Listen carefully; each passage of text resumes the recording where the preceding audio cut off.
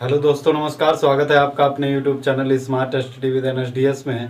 और आज हम आपके लिए लेके आए हैं ट्रिक 8, जो कि आपके लिए बहुत महत्वपूर्ण होने वाली है और जो कि पास फेल पर आधारित है, प्रतिशत से जुड़ी हुई। और जैसा कि आप जानते हैं कि हम आपके लिए 100 ट्रिक लेके आए हैं। जो ट्रिक नंबर आज है वो हमारी 8 है। तो आइए दोस्तों समझते हैं। और इससे पहले अगर आप हमारे चैनल पर नए हैं तो प्लीज़ वीडियो को लाइक, शेयर और सब्सक्राइब कीजिए और अपना सपोर्ट भी दीजिए। जैसा लिखा है कि किसी परीक्षा में अंग्रेजी में 70% और गणित में 80% विद्यार्थी पास होते हैं, 10% विद्यार्थी दोनों विषयों में फेल होते हैं। यदि 144 अभ्यर्थी दोनों विषयों में पास होते हैं तब अभ्यर्थियों की जो संख्या होगी वो कितनी होगी। तो आइए इसको ट्रिक के माध्यम से समझते हैं। और आज की जो ट्रिक होगी वो हमारी क्या होगी, ट्रिक नंबर 8। ट्रिक नंबर 8 तो समझते हैं कि 70% विद्यार्थी अंग्रेजी में, तो यहाँ लिख लिया इंग्लिश, और इंग्लिश में जो विद्यार्थी पास हुए हैं वो कितने परसेंट विद्यार्थी पास हुए हैं, 70% विद्यार्थी इंग्लिश में पास हुए हैं। ध्यान से समझते रहना। गणित में 80%, गणित में 80%, तो ये लिख लिया मैथ। और मैथ में जो पास हुए हैं वो 80% मैथ में पास हुए हैं। 80% विद्यार्थी किस में पास हुए हैं, मैथ में। आगे कह रहा है कि 10% विद्यार्थी दोनों विषयों में फेल हुए हैं। यहाँ कह रहा है कि जो 10% विद्यार्थी हैं दोनों विषयों में फेल हुए हैं। अगर हम कहें कि पास कितने हुए हैं, तो अगर हम 100 में से निकाल दें कि 100 में से 10% फेल निकाल दिए तो जो हमारा निकल के आएगा वो क्या निकल के आएगा, पास। अर्थात जो 90% विद्यार्थी दोनों विषयों में पास हुए। ऐसा किस लिए किया, क्योंकि यहाँ भी पास की वैल्यू है, यहाँ भी पास की वैल्यू है, तो ये वैल्यू भी हमें कैसी चाहिए, पास में। तो अर्थात 90% विद्यार्थी ये क्या हुए, पास। और जैसा कि आप देख रहे होंगे ये 90% विद्यार्थी पास की श्रेणी में इधर भी आ रहे और इधर भी आ रहे, तो अर्थात ये कितनी बार जुड़ गए होंगे, 2 बार। तो हम करेंगे क्या, जो करेक्ट वैल्यू निकालने के लिए 70 + 80 और माइनस जो 2 बार जुड़ा है इसको क्या करेंगे, घटा देंगे। तो 70 और प्लस 80, 150 में से जब 90 घटाया तो कितना आया, 60% विद्यार्थी दोनों विषयों में पास हुए हैं। और सवाल में कह रहा है कि 144 अभ्यर्थी दोनों विषयों में पास होते हैं। और यहाँ कितना परसेंट अभ्यर्थी पास होता है दोनों विषयों में, तो 60% अभ्यर्थी दोनों विषयों में पास होता है। तो आप जानते हैं कि जब 60% कितने के बराबर हो जाएगा, फिर 144 के, और यहाँ से 1% निकालेंगे तो कितना आएगा, तो 1% बराबर 144/60। काट तो 12 पंचे 60 और 12 12 में 144। और जब 1% कितने का, 12/5 का, तो पूछ रहा है कि कुल अभ्यर्थियों की जो संख्या क्या होगी।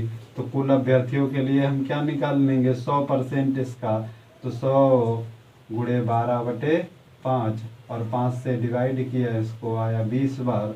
और 20 दूना 12 दूनी 24 और 0 का 0, अर्थात जो कुल अभ्यर्थियों की संख्या आ गई या कुल विद्यार्थी जो थे वो कितने थे, 240, जो कि हमारे इस सवाल का राइट आंसर हो जाएगा।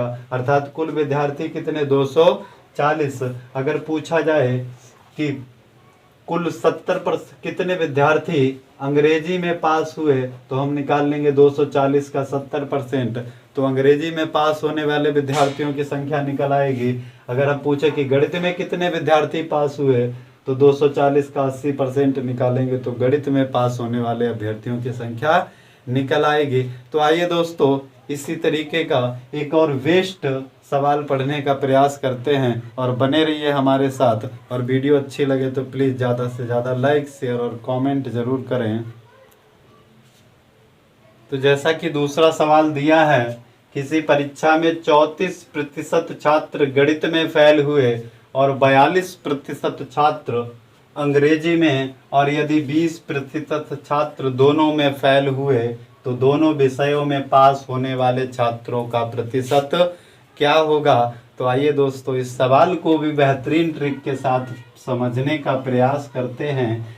लिखा है कि 34% छात्र गणित में फेल हुए, तो यहाँ लिख दिया 34% छात्र गणित में क्या हुए, फेल। 34% छात्र गणित में फेल हुए और 42% छात्र अंग्रेजी में फेल हुए। 42% छात्र अंग्रेजी में फेल हुए।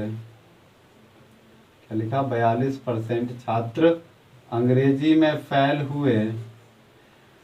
और इस बार देख रहे होंगे कि ये जो वैल्यू परसेंटेज की दी है वो किस में दी है? फेल में। और लिखा है आगे कि 20% छात्र दोनों विषयों में फेल हुए। जो 20% छात्र थे वो दोनों विषयों में क्या हुए?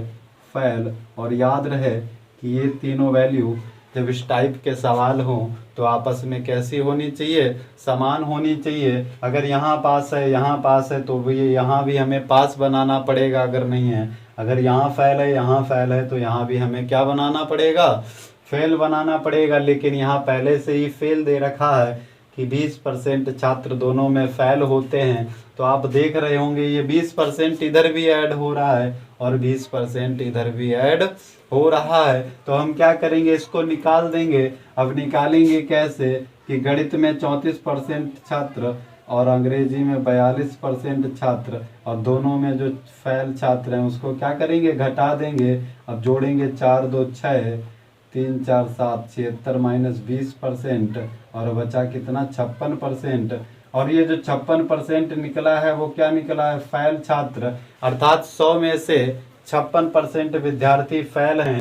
और यहाँ पूछ रहा है कि पास होने वाले छात्रों का प्रतिशत क्या होगा? जब फेल वाले छात्रों का प्रतिशत 56% है तो पास वाले छात्रों का प्रतिशत निकालने के लिए हम क्या करेंगे? तो 100 में से फेल वाले घटा देंगे। कितने परसेंट? 56%। और 100 में से जब 56 घटाया तो जो हमारा आंसर आया तो कितना आया? 44%। अर्थात जो 44% विद्यार्थी हैं वो क्या हुए? पास। और यही हमारे सवाल का राइट आंसर होगा।